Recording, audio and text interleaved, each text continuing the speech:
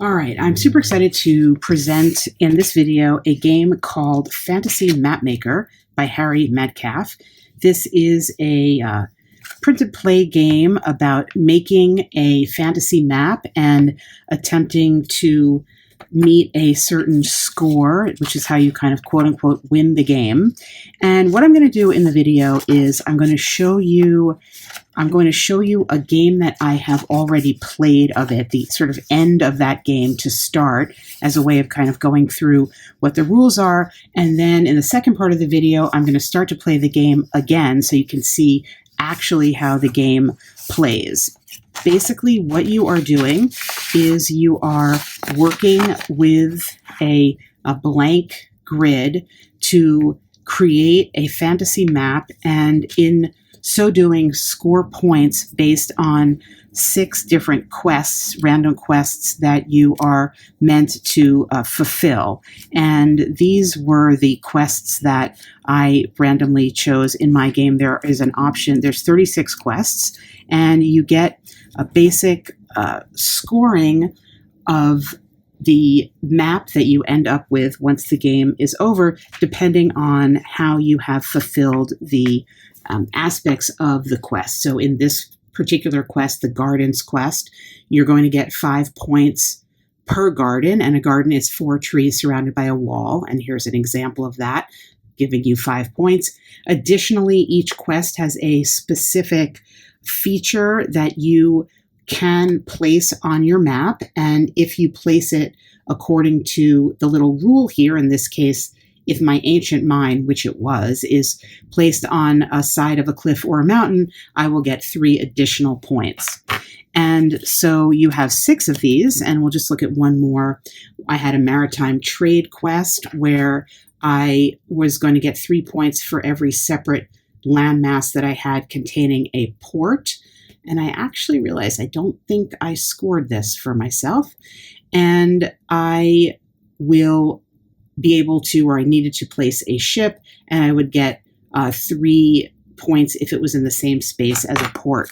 So you have 6 of these, and as I said, they're randomized. And basically you go through with various constraints, rolling some dice to know what you are able to place, what type of land feature you're able to place, and there are constraints for placing it.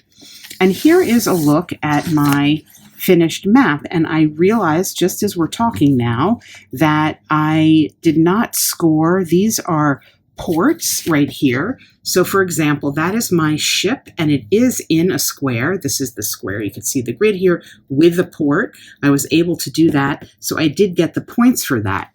What I did not give myself was points that I do have 2 separate land masses with separate ports, and I never gave myself those points, and that actually is pretty critical to the score, and we'll look at the score in a moment. So this is my finished map, and you could see that I've got mountains here. I have a town. I named it Marina. I have, these are the entrance to the mines that are in a cliff. I got some points for that. That was one of my quests that I was meant to do. I have a very badly drawn troll here in the same square as a bridge. That gave me some points because that was one of my quests. And this is a necromancer's tomb thing. I did not get any points for that because I can't remember what the criteria was, but whatever it was, I didn't meet that criteria. And in the end, after gameplay, I was left with this map. And one of the things, I named it the Land of Crystal Bay. One of the things that the author says is once you do this, you can have this map and potentially play in this map. And indeed, I could very easily see taking like 4 Against Darkness characters or something and putting them into this world and then playing in this world. And in this case, I have the bloody mines, and maybe that's where the crystals are or whatever, but that's beyond the scope of this game. The point of this game is to use the constraints that you're given with the 2d6 that you're rolling to follow the rules of placement of the various things in the world to create a map and try to fulfill the requirements of the quests. Per the rules, a score of 50 is a winning score. And you'll notice I have two scores here. I scored 44, although I realize actually I really scored more than that. I think I actually scored 50 because of those ports that I forgot to count. And then I have a 65 here because I made a placement mistake because I didn't read the rules. And in that, if I had not made that placement mistake, which wouldn't have really changed anything, I actually would have scored 65 points. Now, I think I've only played the game the one time. I think that the score of 50 is maybe a little too easy to achieve. There's a suggestion as a variant in the rules that you could make the score 100. I have no idea how you get to 100, but I think the next time I play it, I'm going to take 100 almost like it's a test and just measure my achievement based off of 100. So if I get a 75, it's like I got a 75 on a test, etc. But what is this game? What is the mechanism that is working? Well, we already looked at a little bit of the quest cards, and I will show you that the core of the game is this, what's called a feature wheel here, and these blank quests. You're going to randomize the quests. There's another sheet you could print out that has quests chosen for you if you don't want to randomize them, but I wanted to randomize them. And you begin the game by placing you roll 2d6 and you come up with some coordinates, and you can use them either way, either value for x and y, and you place your house in that coordinate. That's the first thing you do. And then you continue rolling your 2d6 for every turn, and based on the roll that you get, so for example, I rolled a 6 and a 4. Let's say I already had my house placed. I would have the option of moving to section 4, because that's one of my values here, or section 6, because that's one of my values here, and placing that thing that I could access through this sort of node. So at the very first turn, you're only ever going to have access to one thing in whatever area you choose. So if I decided to go with my 6 here, I would place mountains. And then what do I do with the 4 value? Well, the 4 value gets written in this circle, meaning that when I place these mountains, they need to be of a length of 4. And the rules define what that length is. And in the case of mountains, it means that you are crossing over 4 intersections in a straight line. Mountains must be straight. They can be on a diagonal, but they cannot bend. So that is one of the rules that are mountains, the constraints that you have. Now you may say, well, that sounds ridiculous because mountains do bend. Of course they do. But for the purposes of the game, to create constraints that you have in your map, that is one of the rules you must follow. And if you don't follow one of the placement rules, it's known as a map mistake. And at the end of scoring, you need to deduct for that. So you can see that when I placed my mountains, this was a mountain value, I think it was 6. And then I had another mountain, they were straight. Those were the only mountains I ended up placing.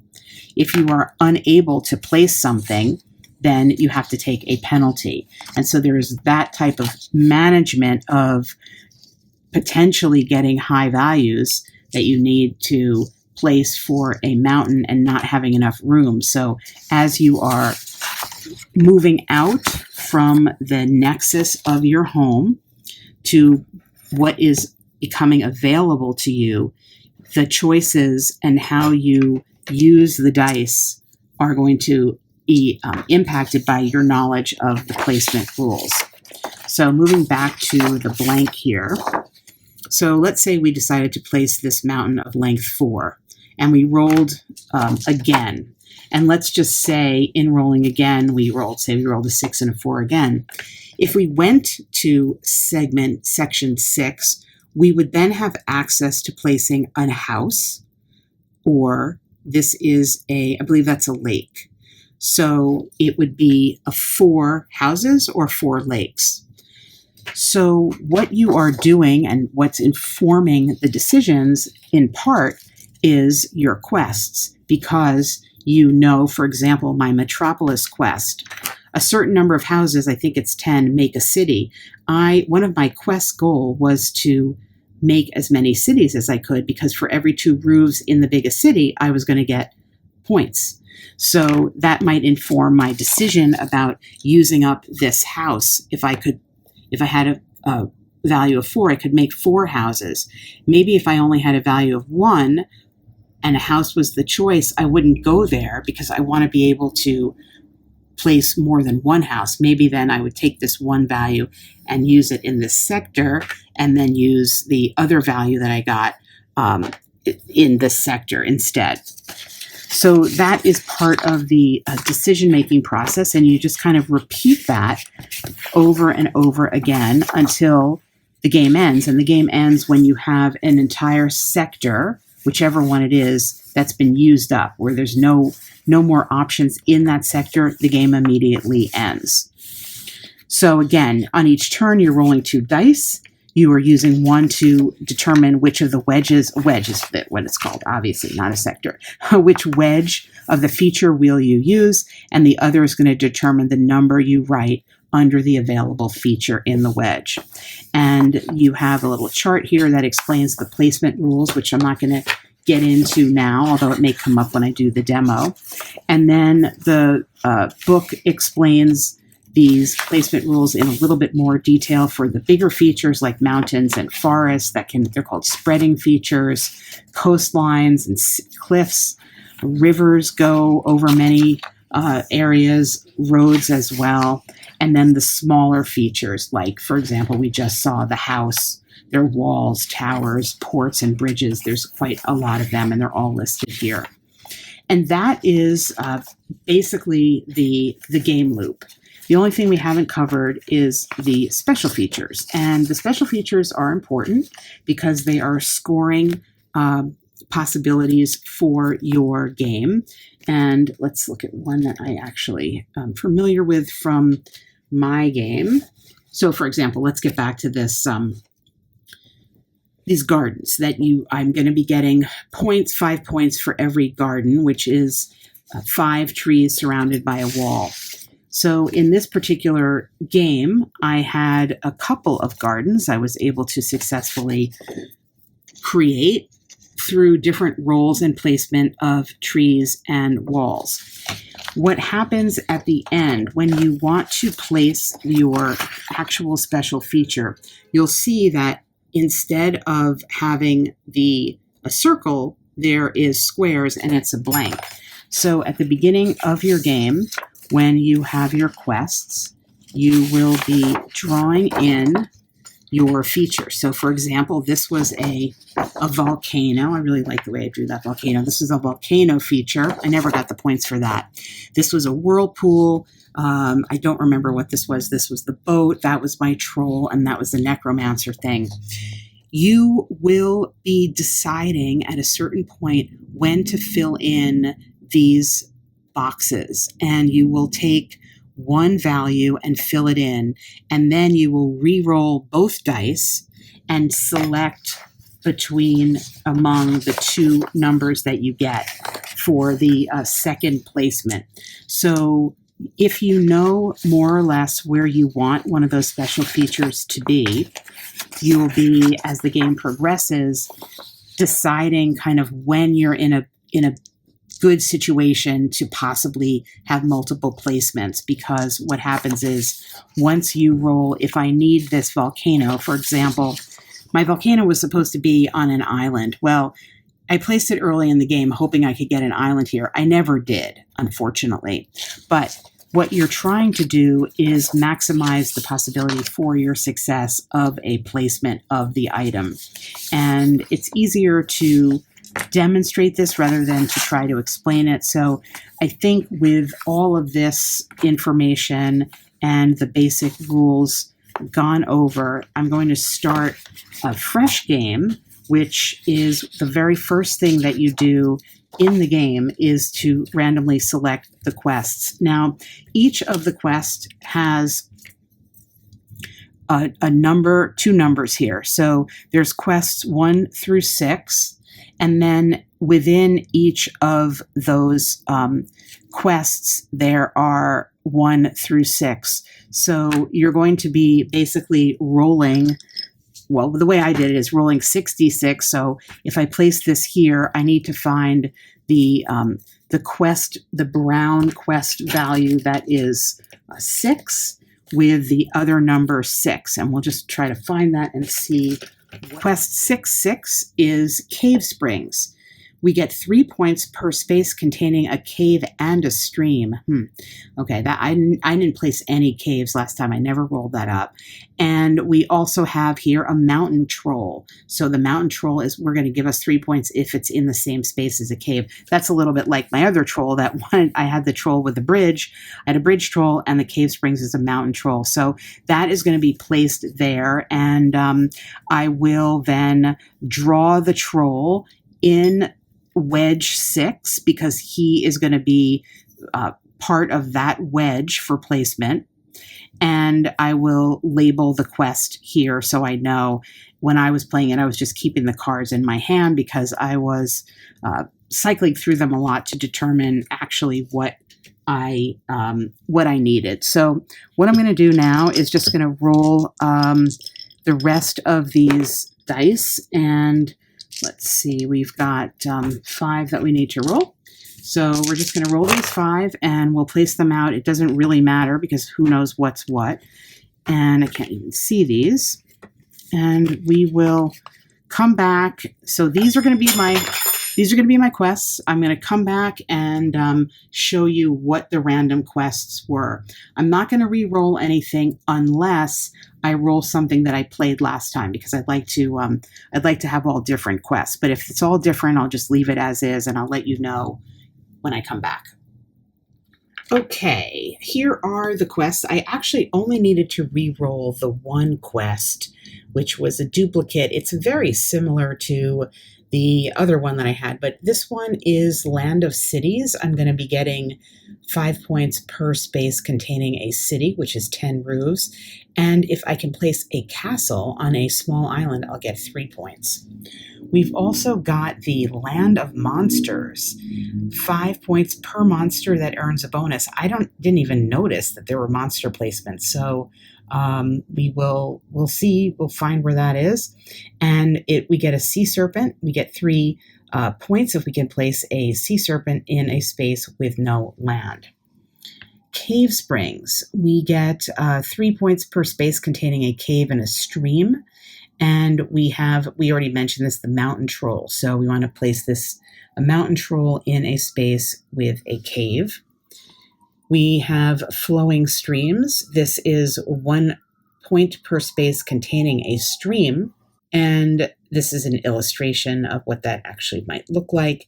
And we will get 3 points if we place a lava pit in a space with no trees or forests. See, this all seems really hard to me based on my other game. And finally, drought.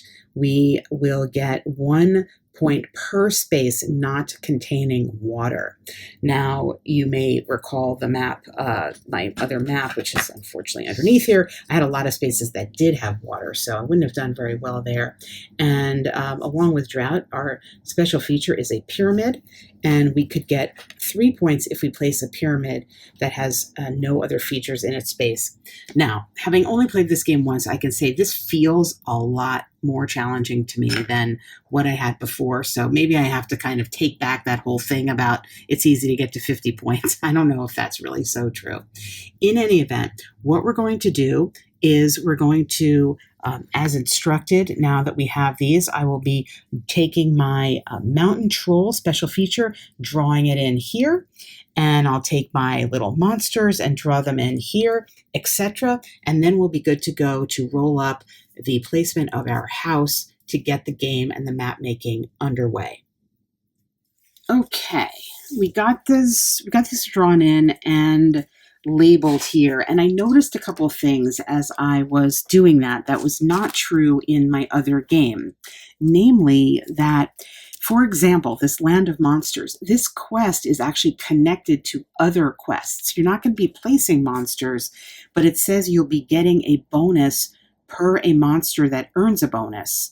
You'll be getting 5 points. So for example, if I place my sea serpent, I'm going to get 3 for doing that, and I will get another 5 because that's a monster earning a bonus. Ditto for my troll, because I've got the mountain troll is another one that could be potentially worth an extra 5 points. So the mountain troll really could be worth 8, and the sea serpent ditto worth 8. So those need to be prioritized because that's part of fulfilling that monster quest. I don't think there are any other monsters that I have because I don't have any other. I think they're all special features. There's no monsters on here to roll and place. So that's the first point. The second point I noticed is that these 2 quests, the Land of Cities and the Wooded Hills, have the same special feature, but they earn points doing different things. So this castle will earn points if it's on a small island. This castle will earn points if it'll earn 3 points if it's placed in the very middle square, or 2 points if it's in any of these. So really what I want to do is place a castle in the very middle square, because then I'll get the 3 and the 3 for the 6. It will fulfill both of those quests. So just something I noticed when I was writing all this information in. And I will say that to play this game, I do think I printed everything out in color. You don't really need to print out the rules in color. I don't think it makes it more pleasant, but I think that the iconography is distinctive enough that it is not really necessary. There's an example of scoring here that is in color that might be easier to see if it's in color, although even so, it's a little bit hard to figure all that out, but it's useful to have. You don't have to print it in color. This sheet, I think, however, would be useful to have in color. Not essential, but useful to have in color. However, I printed like a new sheet I printed a sheet because I knew I wanted a clean one for my video here. But you really could just use, like, this is my old game. I could just erase all of this and sort of reuse this. So I don't think you need to sort of keep printing these things.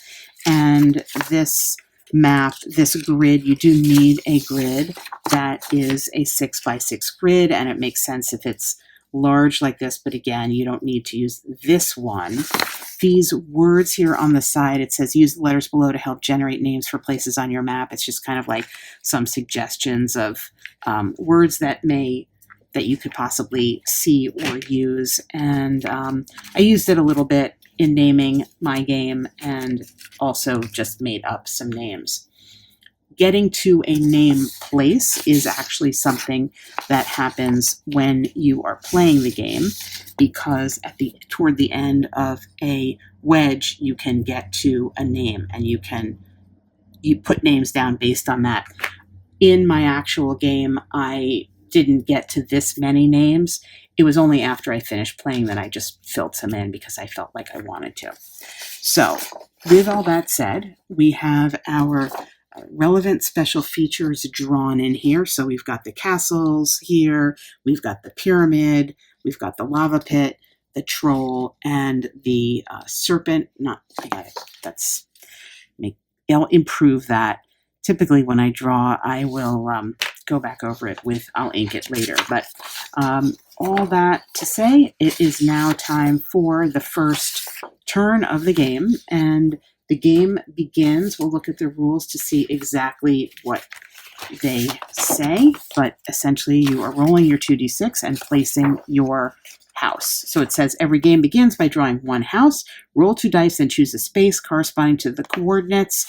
If you roll doubles, there's only one place, but you're not constrained in this game by having to designate prior to a roll what number the coordinate is. So I rolled a 6 and a 5, and now understanding your quests from the beginning is important because, again, we already know that if we can possibly place a castle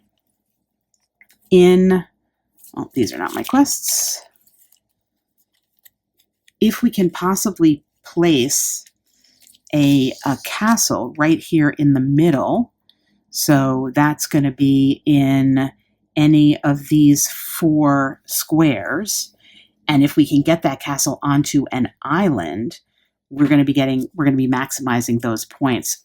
We also have to remember, though, that having a lot of water is not something that we want in this game if we can avoid it, because we're going to be getting points per space not containing water. However, to the contrary of that, we also are going to be getting points for spaces that have a cave and a stream, or a point with a stream. So based on the die roll, we're going to have to make some decisions. We can't necessarily fulfill, some of these quests are going to be sort of counter to each other. But in terms of our house, we have the option of placing the house either here, which is 6 and 5, so 5 and then 6, or here, 6 and 5. So these are, sorry, that's off camera. Our house is going to be either way. Our house is going to be in one of these places. It probably really doesn't matter. So I'm just going to place the house here, 5 and 6. I'll just place our house here. Now, when I played the game the first time, I drew my house super large, and I'm not going to do that here. Very basic house. And we will note that we did that. And I guess that's going to be a 6 and a 5 there. That's the first turn of the game. The second turn of the game, same thing. We're going to be rolling our 2d6, wherever that one is, and making some choices based on what the options are. So we rolled a 5 and a 1. Okay, so with this roll, we have a couple of options. If we use this die 1 for the wedge, that means we have the choice, we have access to this coastline here, and the coastline would need to be 5 long, meaning it would need to cross over 5 intersections on the graph, and it would need to begin in an explored area, which is someplace that we already have something in this case, we have our house. So we would be drawing a coastline somehow around the length of 5 if we did the dice this way. If we do the dice the other way, meaning the 5 is for the wedge and the 1 is for the feature, this is a river. So we would be having a river of length 1, and that would be it. So it would be a short river just sort of in front of our house. That's basically the way that works. Now, I'm not sure I want to start by drawing some massive coastline, because that's what I did in my other game, and I ended up with this huge amount of water in the middle, and I'm nervous about that because I'm trying to minimize the number of places that are water, even if I have streams and such. So I think what I'm going to do is I'm going to choose this choice here. I'm going to go to wedge 5, and I'm going to draw a 1 length river sort of running by my house. Okay, it doesn't look like much, and as of right now, this is considered a map mistake because rivers need to originate either at a coast or with a stream, but we haven't rolled that up yet. So for right now, this is what we've done. It's only the second turn of the game, and moving to the third turn, we've rolled 2 6s, so we have no choice but to, at this point, go to wedge 6, and at this point, because it's early on, oh, I forgot. What I need to do is note this down. So that's I made a mistake there. So we got to note the 1 that's been used. I'm going to be drawing a mountain range of 6. Now, again, this is like giving me flashbacks to my other game. However, I need to, so the mountain ranges, as mentioned, they need to be in a straight line. And this is going to have to be crossing over 6 things. It can't be crossing over that river. That's against the placement rules. And it needs to originate in an explored space. So I'm thinking it's going to go just like this, basically. I don't think 1, 2, 3, 4, 5. That's not going to be long enough because it's got to be, yeah, I'm lucky I have the space actually. So it's going to go 1, 2, 3, 4, 5. You can use the edge, I'm pretty sure. 1, 2, 3, 4, 5, 6. Like so. I don't think that violates any of the rules. I'm going to confirm that. Yes, it says when placing mountains, the intersections at the edges and corners of the map can be used. So I'm going to need to do that. And I will draw in my major mountain range right here. And that's going to be the next thing that I place.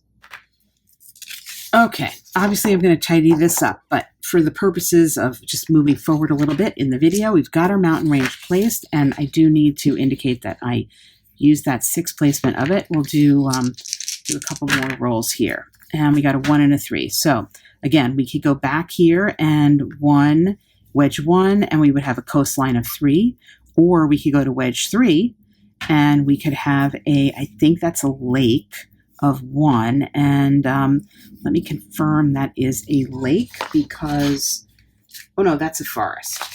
That's a forest. I will say, actually, having a little key of the diagrams would be useful on this thing because I can never remember. That's a forest. So we could have a forest of 1, or we could have a coastline of 3. Okay, we're back. Some time has passed in the game, and unfortunately, I had some filming difficulties, and I will bring you up to speed. I filmed a bunch of stuff that didn't make it. Anyway, as you can see, I changed where the mountain range was going to be, which was lucky because I then had a placement of a long forest, a 5 forest, and then a 1 forest to run alongside of this mountain range, which is going to score me points because I do have this quest, this hidden Wooded Hills quest, where I can get points for mountain and forest. And then what I showed you on camera, just as luck would have it, I rolled up the option of making another forest, which is like lightly penciled in here, and then another, I did the mountains first and then the forest. And I also have this lake. In any event, I lost all that footage, so you'll just have to trust me that has occurred. The point I was trying to make as I was rolling this up, filming this, is that I really want to be able to get this serpent down because I don't have, the only place I really have that right now has no land is this 3 size lake, because I don't have any other water here or lake or anything, and I would just like to get that taken care of, but I don't know, the dice have to be with me on that. So in any case, we're going to roll here, and we did get the right we got the right wedge here for this. You know what, this is actually what we need. We got the right wedge, and we got the right row, which is row 6. So here's how this works. We rolled a 1 and a 6. I'm going to assign the 1 to the wedge. I have this value 6, and I'm going to assign it to the serpent. If I roll, in this particular case now, a 2, 3, or 4, or nope, that has land. So 2, 3, or 4, as on either one of these dice, I will be able to place that serpent for points. If I don't, just drop that. If I don't, I won't. So what did we roll? We rolled a 3 and a 1. So we're going to be able to place, we wrote 6 and 3 for the serpent.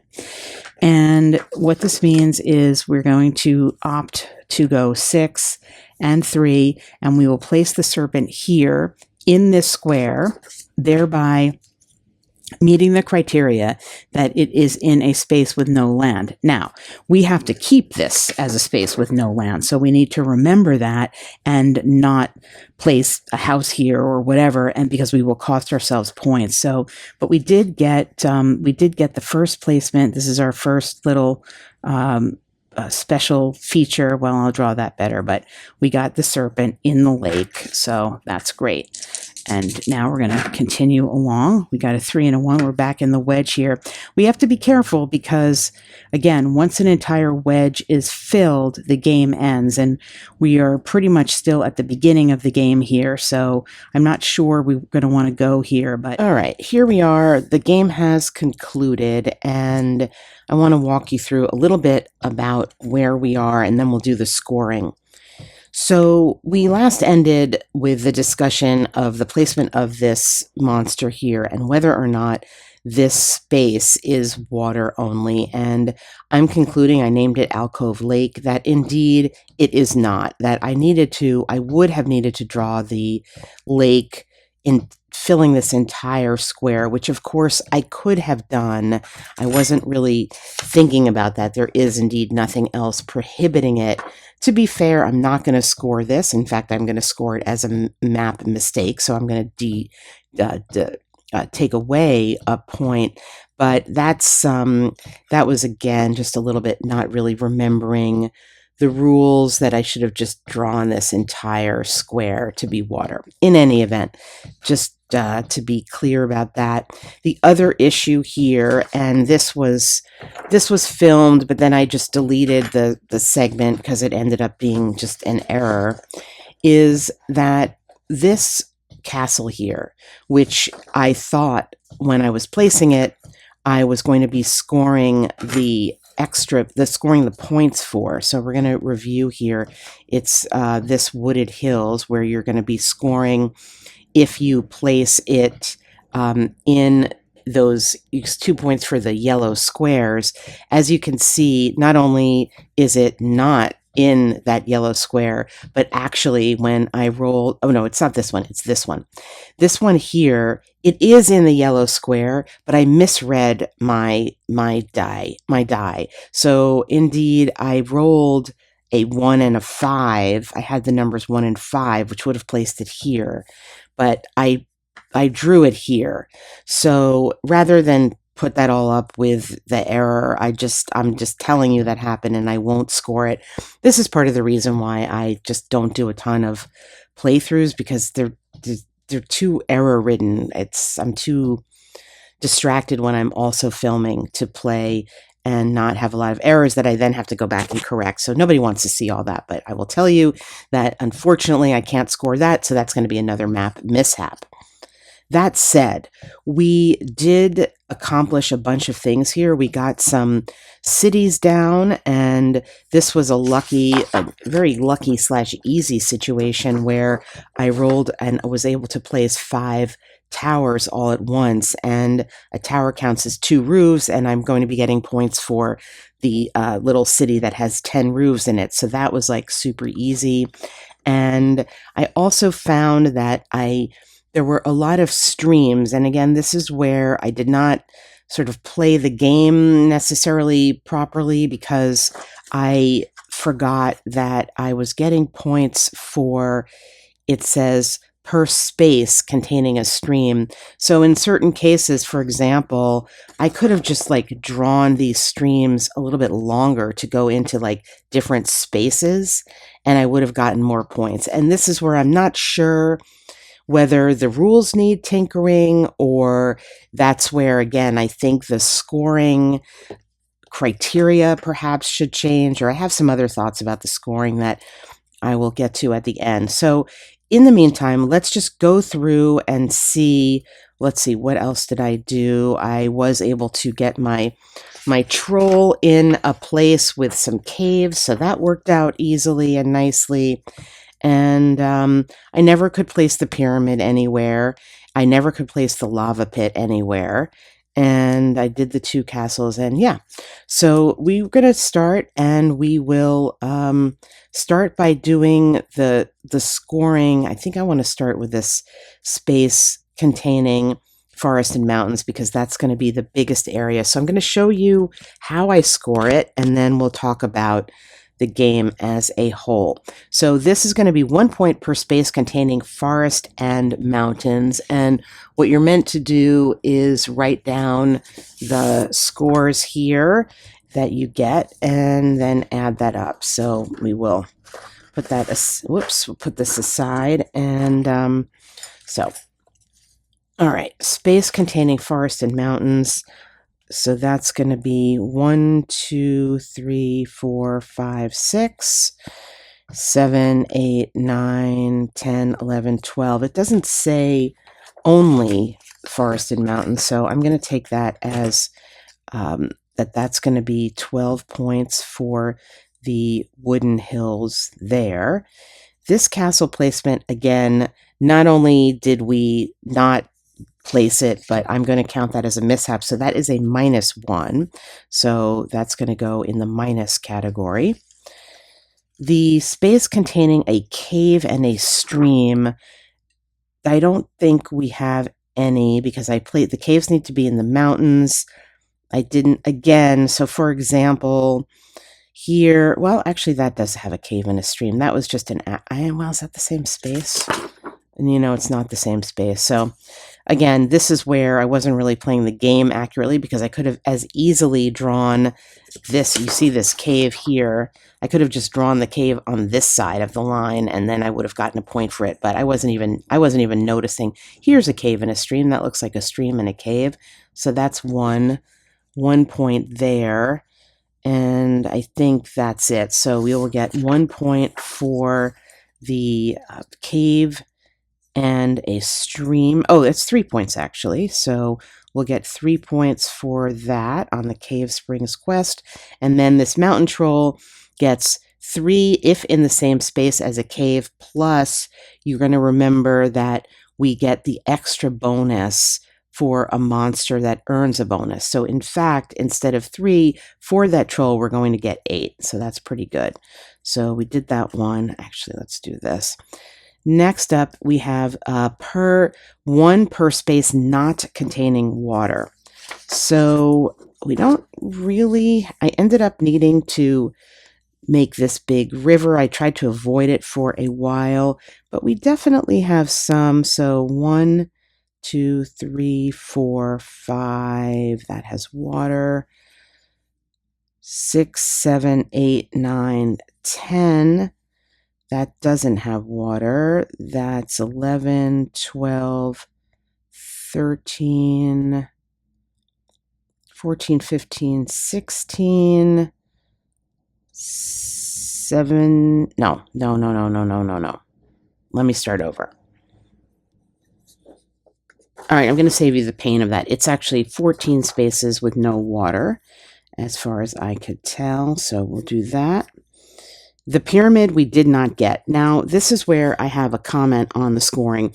I think if you did not place, I never got to a situation where I tried to place it and couldn't, which would be per the rules -1. But I think if you just don't place it at all, it should still be a -1. So maybe even a -2. I don't know. That's not the rules as I read them. So I'm just going to leave that blank. But I think that that rule modification might be in order. We get 5 points per space containing a city, which is 10 roofs. So I think we ended up with 3 cities. So we have 1, 2, 3. This never quite made it, so that's going to be 15 points for the land of cities. We were pretty successful there. And then we have this 3 points if castle on a small island, which we were able to get a castle on a small island right up there. So we're going to get those 3 points for that particular castle as opposed to the other castle. And then we are getting our 1 point per space containing a stream. And as mentioned, this is where I could have been a little bit more savvy about how I actually drew things, but we're going to say 1, 2, 3, 4. I think we'll get 4 points for those streams there. So that's going to be a 4. And then the lava pit we were unable to place at all. And the sea serpent, if in a space with no land, again, we touched on that. That's going to be a negative. That's a misplacement, so that's going to be a -1. And then, well, we're certainly not going to get the bonus for that either. So that is, I think, all of the points that we earned. I'm going to double check that and tally it up. Okay, so by my tally, we did, quote-unquote, win the game with 57 points, even including the -2. And I think, as I said, if I had remembered the rules more clearly, I wouldn't have made that mistake with this this monster here, which would have been, I just could have drawn that bigger. That would have been an extra 8 points. So I think I stand by my assessment that the 50-point scoring, because this is only the second time I've played the game, I think the 50-point scoring is too low a bar. And I also think there should be some more penalties for not placing, not just not being able to, but not in the end going back or trying to place the special features. And maybe the penalty could be more than just a -1, like a map mistake. It could be an escalating penalty. So something like if you don't place just one of them, it's -1 or -2. If you don't place two of them, it's like -3 or 4, something like that, so that you feel some pressure to trying to place them. I don't know. That's haven't played the game enough, obviously, to know for sure. But I can say this is super enjoyable. It produces, so these are a look at the maps that of the two games I played, sort of very different, well, not very different, but different enough maps. We had a big water region here. Of course, my sea serpent could have gone in one of these places if it was in that game. Ended up with more land here. I think that it gives the feeling, for those of you, if you've played Pencil Town, which is a game that I have treated on the channel. I've done a video on it. It's a wonderful game. It gives the feeling, in a way, of Pencil Town, because you are creating a map and with the kind of constraints of points and things, and you are building your little world. I do think I like this Land of the Crystal Bay. I feel I have a better feeling for that. Maybe if I add in some more, I sort of, it wasn't as creative here with my naming. Oh, sorry about that. I ran out of storage. Point is, this is a very enjoyable game, and I think with a little bit of tinkering on the scoring, it would feel harder to accomplish what you're setting out to do. And I think another possibility might be increasing the penalty for just map mishaps from 1 to maybe a higher number. I don't know. As I said, I would need more playing to make an assessment of that. But you get different games every time, and with the 36 quests, there's obviously a lot of variety, because you're not only going to have 36 different quests, but the mixture of them, because you have 6 active ones at any given time. And to repeat myself, in case you didn't hear, I think to actually play this game, you could print out this sheet one time, you could laminate it, or you could use it and erase it, so you don't need to keep printing it out, as I did for this video. The graph paper here, it's basically a 6x6 graph. These letters are there's some words in here and just some letters to help suggest names and things for your map, but you don't really need that either, because you could just make something up or go to other sources. So you don't actually have to print this out, and the rules themselves are something that you may or may not need to print out. I think the game itself is clear enough to not necessarily need to continue to refer to them, or you could refer to them just digitally. But of course, for the video, I wanted to print them out, and I'm glad I have this whole thing together now. And I highly recommend it. I've really enjoyed it. It's a great mixture of some light mechanics, some sort of die rolling that can be mitigated. I think the luck factor there's a luck factor, of course, because there's dice involved, but there's not. I have no idea how this works. Is that how that works? I don't know how this works. This is from one of my kids, but that's good enough. There's the luck factor. Yes, there's luck. Obviously, there's dice. You're rolling dice, so you may get lucky or unlucky. But there's a lot of different ways to manipulate the dice, and the fact that you can choose which dice which die is for which coordinate is super helpful, and obviously plays into your thought process as you plan out your world to kind of maximize the points that you get. So that's a look inside Fantasy Mapmaker by Harry Metcalf. This was part of the BGG Solitaire Print and Play contest, and I hope you enjoyed the video.